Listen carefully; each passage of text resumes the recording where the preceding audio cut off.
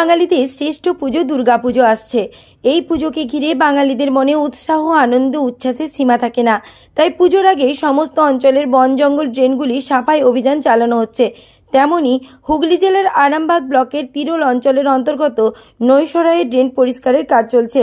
হুগলি জেলার আরামবাগ ব্লকের তিরোল অঞ্চলের অন্তর্গত নৈশরায়ে ড্রেন পরিষ্কারের কাজ চলছে। এর সঙ্গে ঔষধ স্প্রে করা হচ্ছে যাতে পানা ও আগাছাগুলি মারা যায়। এই কাজ করাচ্ছেন শ্রীকৃষ্ণ মিলের পক্ষ থেকে। প্রত্যেক বছর ওই মিল ড্রেন পরিষ্কার করান। এলাকার চাষিরা কে কি বলছেন শুনুন। আরামবাগের নৈশরায় থেকে রাজু আলী খানের রিপোর্ট, বাংলা এমজি নিউজ। এই ড্রেনটা বলতে আমার এতে দেখেছি প্রতিবারে এই ড্রেনটা পরিষ্কার করে রামপ্রসাদ মাঝি।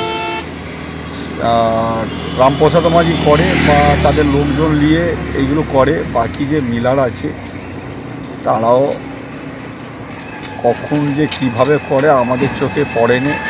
এইখান থেকে মানে যে কীর্তিচন্দ্র পেরিয়ে যে টোটালি যে ড্রেনটা রামপ্রসাদ মাঝির ছেলে রনি মাঝি করে।